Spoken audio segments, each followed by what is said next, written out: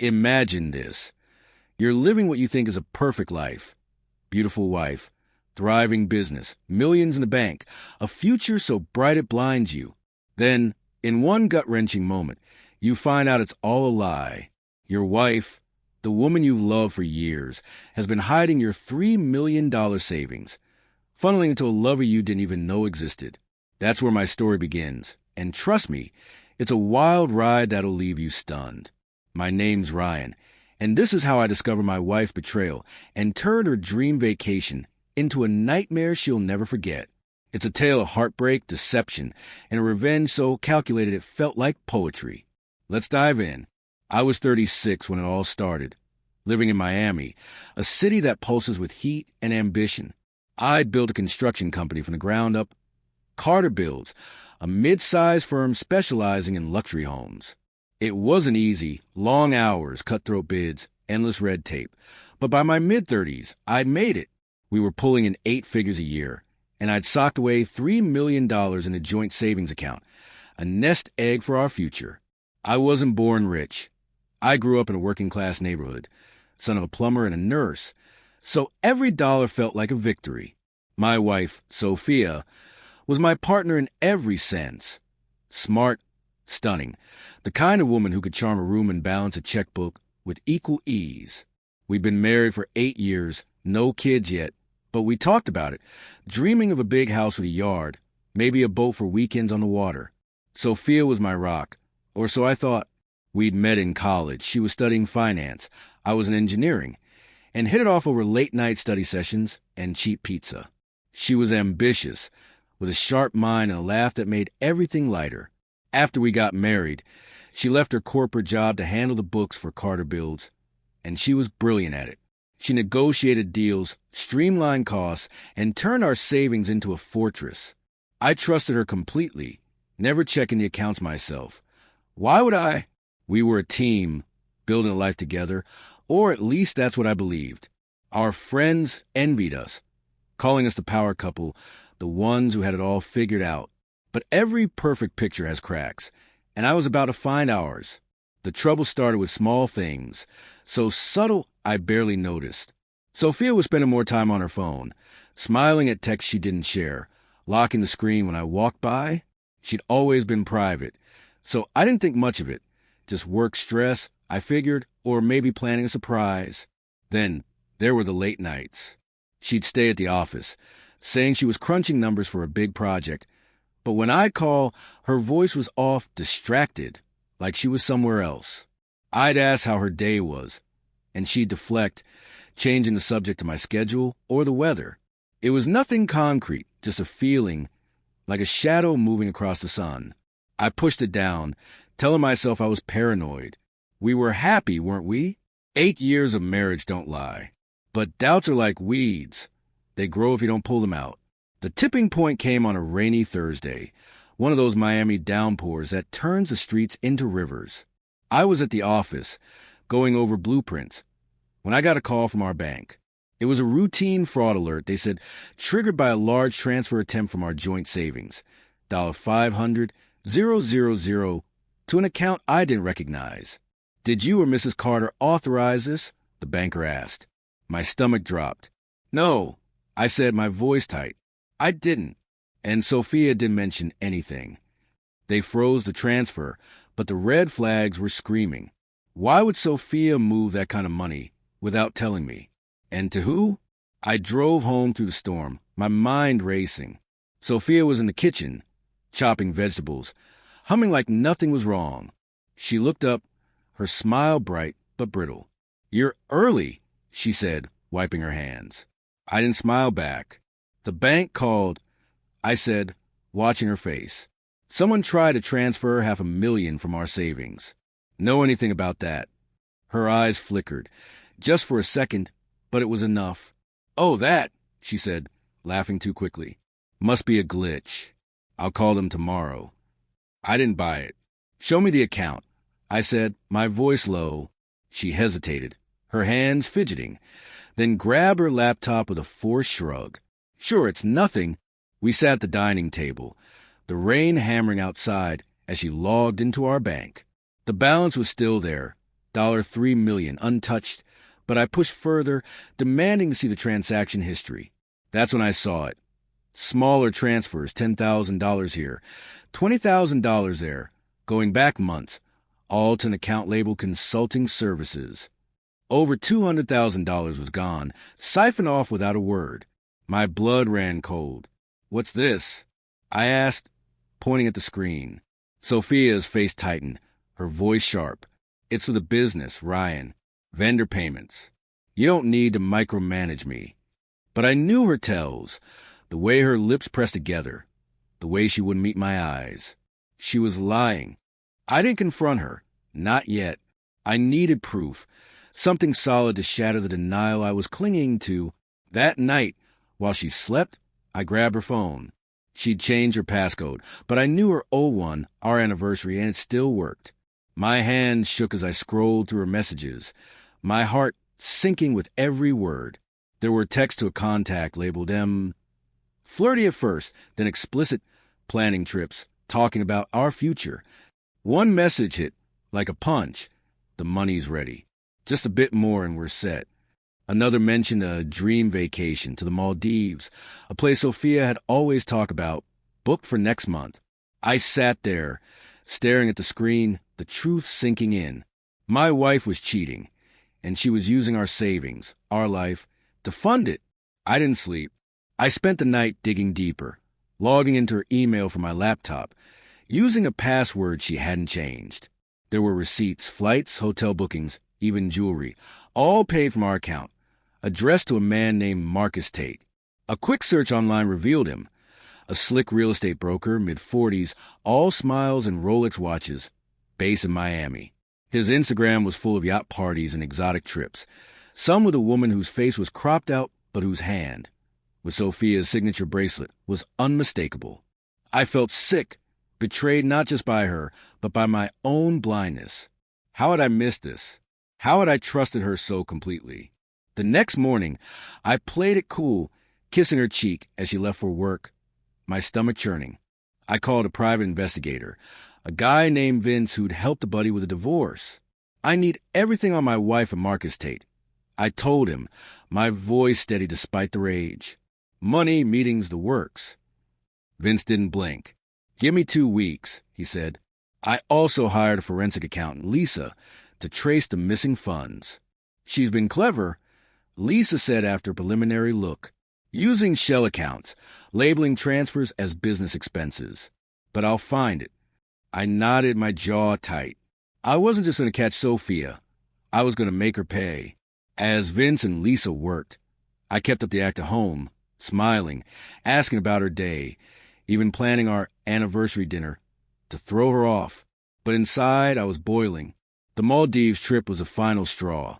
She booked it as her escape, a romantic getaway with Marcus, paid for with my money. I started to form a plan, not just confront her, but to ruin her fantasy in a way she'd never forget. She wanted a dream vacation.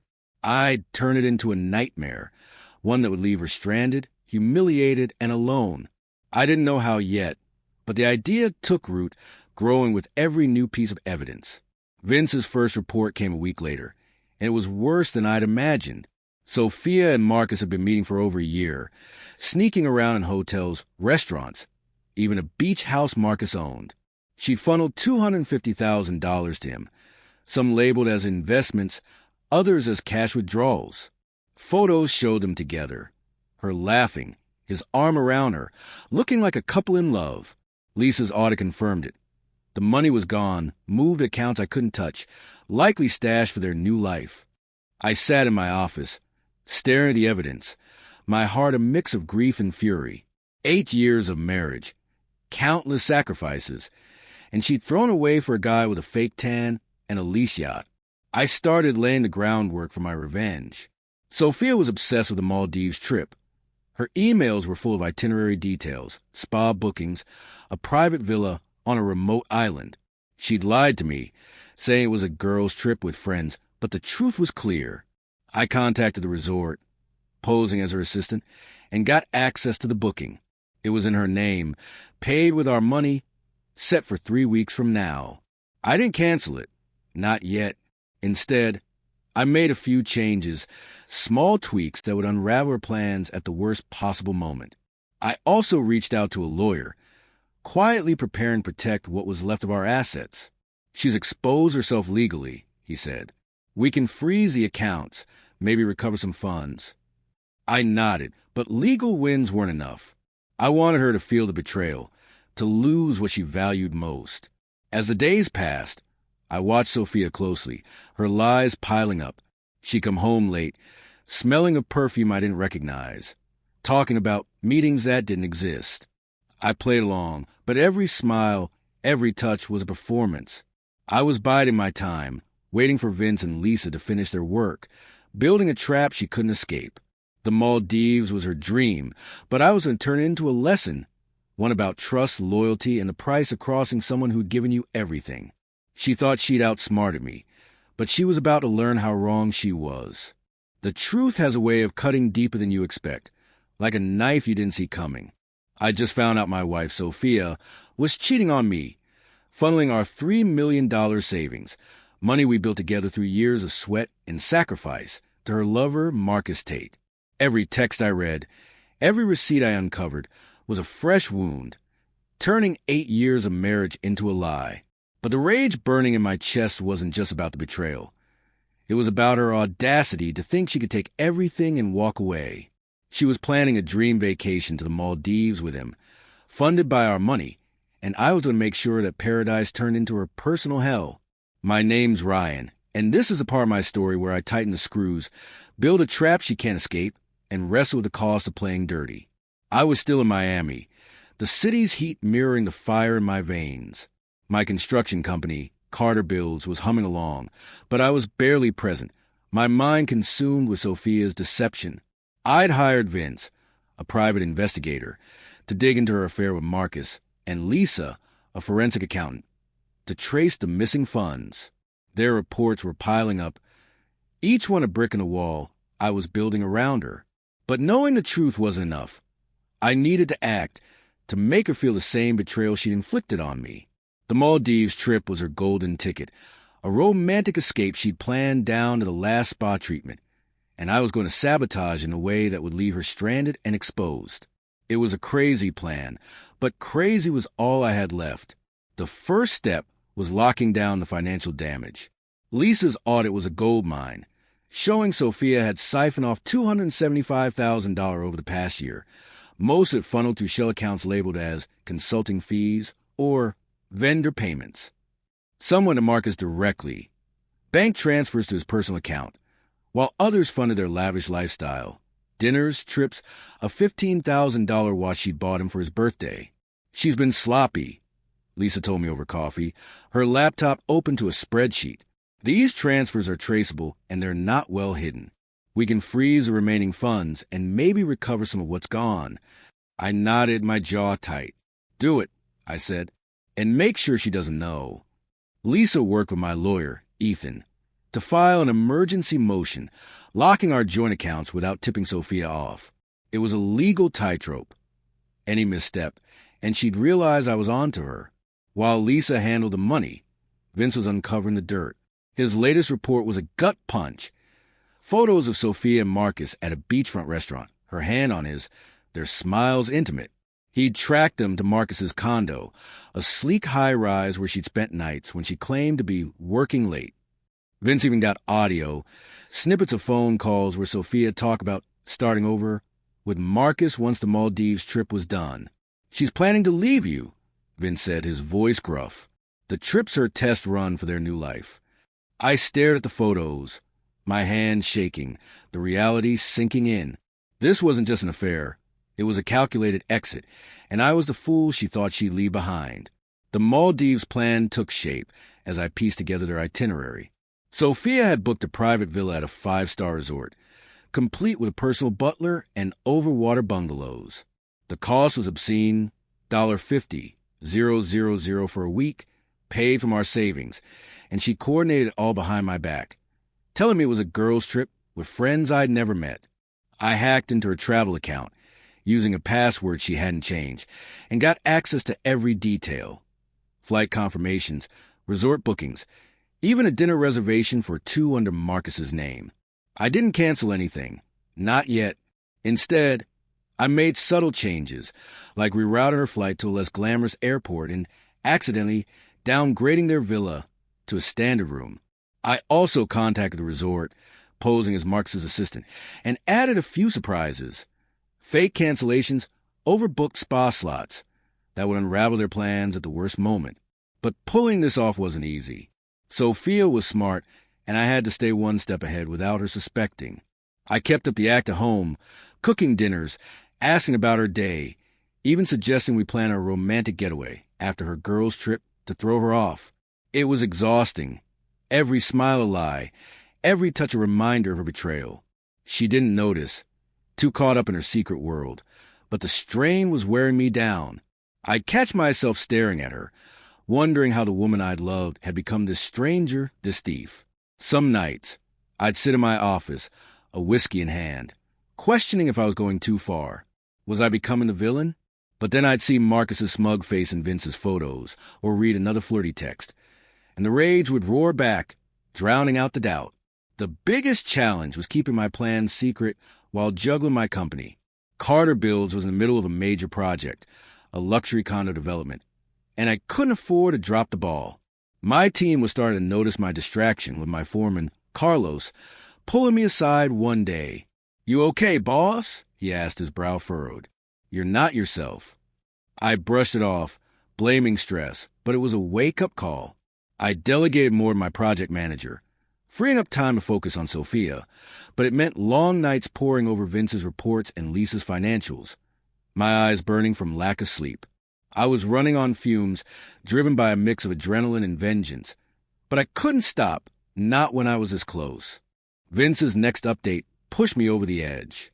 He'd followed Marcus to a meeting with a shady offshore banker, the kind who handles accounts you don't want traced. "They're moving money," Vince said, sliding a grainy photo across the table. "Sophia's been wiring funds to a Cayman Islands account in Marcus's name. Looks like they're planning to disappear after the Maldives." I gripped the photo, my knuckles white. Disappear? She wasn't just cheating. She was stealing my life, planning to vanish with our money and leave me with nothing. That was the moment my plan hardened. I wasn't just going to ruin her trip. I was going to make sure she lost everything, just like she planned for me. I escalated my sabotage, working with Ethan to tighten the legal net. We filed a fraud claim against Sophia, citing unauthorized transfers, and got a court order to seize any funds she tried to move. Lisa traced the Cayman account, linking it to Marcus, and we tipped off the IRS, anonymously of course, about his unreported income. It was ruthless, but so was she. I also dug into Marcus's background, finding dirt Vince had missed. A trail of failed businesses, unpaid debts, even a restraining order from an ex. He wasn't just a con man, he was a predator, and Sophia was his latest mark. It didn't make me pity her, though. She'd chosen him, chosen this, and I was going to make them both regret it. The Maldives trap was nearly ready. I coordinated with the resort to accidentally cancel their private transfers, leaving them stranded at a crowded ferry dock.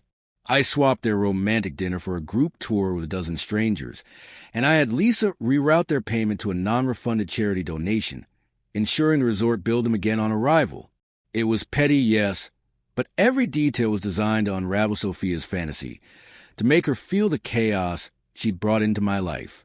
I also planted a seed with Marcus's ex, a woman named Carla I tracked down online. He's running the same game on someone else.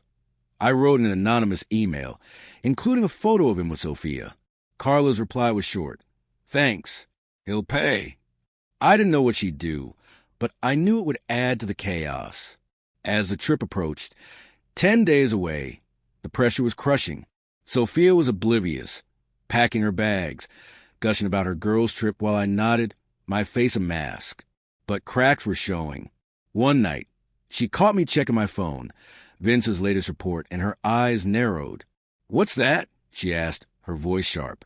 I shrugged, locking the screen. "Work stuff." She didn't push, but I could feel her watching me, like she sensed something was off.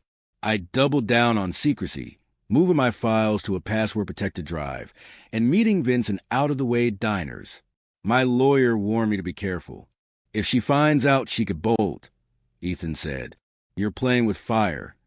I nodded, but fire was what I wanted, controlled, precise, and aimed right at her. The emotional toll was the hardest part. I'd loved Sophia, built a life with her, and now every memory felt tainted. Our wedding, our late-night talks, the plans we'd made, they were all lies, or so it seemed. I started questioning everything. Had she ever loved me? Was I just a means to an end? The grief was as strong as the anger, and some days I'd drive to the beach, staring at the ocean, trying to make sense of it. But then I'd remember the $275,000 she'd stolen, the text about our future with Marcus, and the sadness would burn away, replaced by a cold, clear resolve.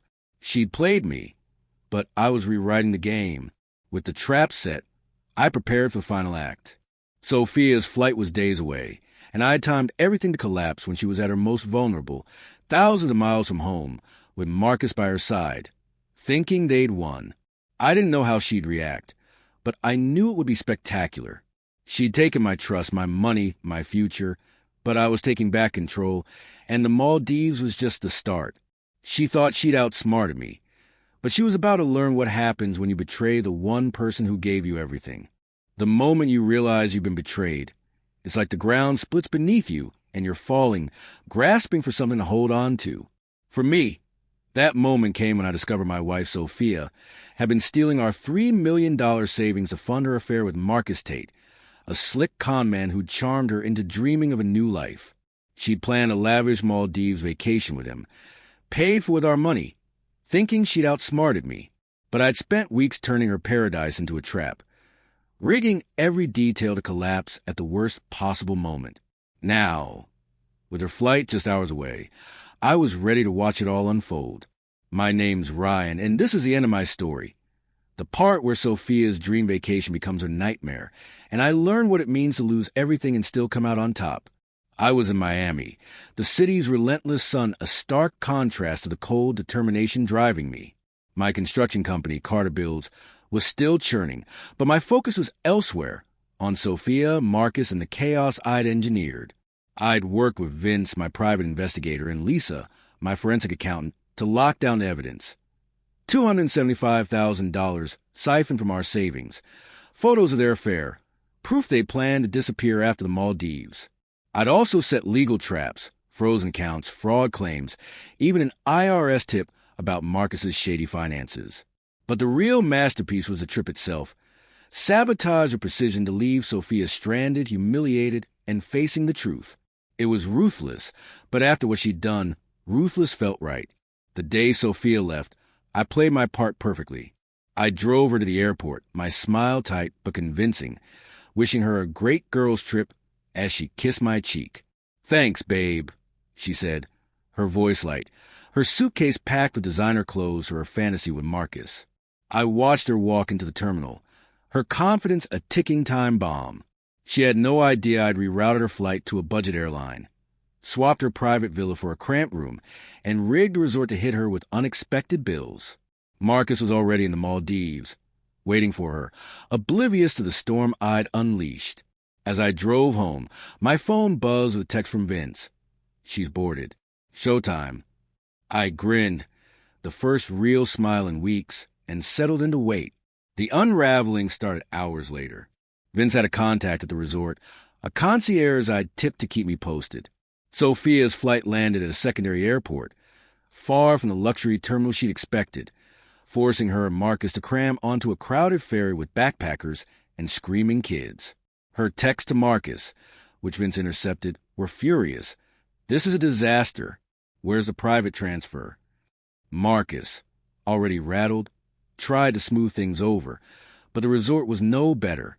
Their overwater villa was a basic room overlooking a noisy dock, the result of my accidental downgrade. The concierge reported Sophia's meltdown at check-in, demanding upgrades that weren't available, only to learn their original payment had been mishandled and donated to a charity, leaving them with a $20,000 bill they couldn't pay. I'd timed the financial blow for maximum impact. Lisa's court order hit that morning, freezing Sophia's access to our joint accounts and Marcus's offshore stash. When they tried to settle the bill, their cards were declined, and the resort threatened to call the police. Sophia's calls to me went to voicemail. I was out of town for a work emergency. My phone set to auto-reply. The concierge sent me a photo of her at the front desk, her face red, Marcus arguing with staff, their dream vacation crumbling into chaos. But I wasn't done. I'd leaked Marcus's location to Carla, his ex, who'd shown up at the resort armed with the anonymous tip I'd sent. She confronted him in the lobby, screaming about his lies, her voice carrying to a crowd of curious guests. Sophia, caught off guard, tried to flee, but Carla's accusations, public, raw, and relentless, left her nowhere to hide. By day 3, the trip was a full-blown nightmare. The resort, fed up with their unpaid bills, downgraded them to a shared dorm with no air conditioning. Their romantic dinner was a group tour with a rowdy bachelor party. Their spa day canceled due to overbooking. Sophia's text to Marcus grew desperate, blaming him for the mess. While he snapped back, their partnership fracturing under the pressure. Vince's contact reported they were barely speaking. Stuck in a humid, bug-filled room, their money gone, their plans in tatters. I sat in my Miami office, reading the updates, a mix of satisfaction and emptiness washing over me. I'd wanted her to hurt, and she was, but the victory felt heavier than I'd expected. Sophia cut the trip short, flying back alone after Marcus bailed, using a credit card he didn't know was maxed out. She showed up at our house a week early, disheveled, her eyes hollow. I was waiting, the divorce papers Ethan had prepared sitting on the kitchen counter. "What the hell did you do?" she demanded, her voice shaking. I didn't flinch. "I know about Marcus," I said, sliding the evidence across the table. Photos, bank records, her own texts. "You stole our money. Sophia, you thought you could leave me with nothing." Her face crumpled, tears spilling, but I kept going. "The Maldives was your dream, right? How'd that work out?" She tried to explain, sobbing about Marcus's promises, how she'd lost herself. But I cut her off. "Sign the papers," I said. "We're done." She signed, her hands trembling, and left with suitcase and nowhere to go. The divorce was swift. Ethan's fraud claims ensured I kept most of our remaining assets, though we recovered only $50,000 of the stolen funds. Marcus faced his own reckoning. The IRS audit triggered by my tip led to a tax evasion charge, and Carla's public accusations tanked his reputation, costing him clients. He fled Miami, his real estate hustle in ruins. Sophia moved to a cheap apartment, her social circle gone, her name tied to the scandal after a local blog picked up the story. "Miami power couples fall. Betrayal and bankruptcy" was a headline, and it spread like wildfire, with anonymous tips, mine, fueling the coverage. The fallout hit me, too. Carter Builds took a hit. Clients hesitated, spooked by the drama, and I had to lay off 2 workers to stabilize the books. My friends were split. Some cheered my mastermind revenge. Others thought I'd gone too far. My parents, who'd adored Sophia, called me cold, urging me to forgive and move on. I didn't. The betrayal had changed me, hardened me, and I wasn't sure I liked the man I'd become. Nights were the worst, alone in a house that felt too big, surrounded by memories of a life that wasn't real. I'd pour a drink, stare at our old photos, and wonder if I could have confronted her sooner, saved us both the pain. But then I'd remember her texts, the $275,000 she'd stolen, and the guilt would fade, replaced by a quiet resolve. I rebuilt, slowly but surely. Carter Builds bounced back, landing a new contract that put us back in the black. I sold the house, too many ghosts, and moved to a smaller place by the water, where the ocean's rhythm soothed the ache.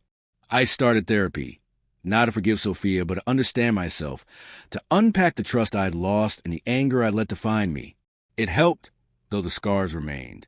I also launched a side venture, a financial literacy blog inspired by my ordeal, sharing tips on spotting fraud and protecting assets. It took off, with readers thanking me for the lessons I'd learned the hard way.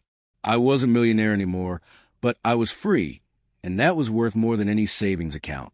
Looking back, I see the cost of my revenge. I'd won, but I'd lost too. My marriage, my innocence, a piece of who I was. The Maldives was Sophia's nightmare, but it was my reckoning, a mirror showing me the lengths I'd go to protect what's mine.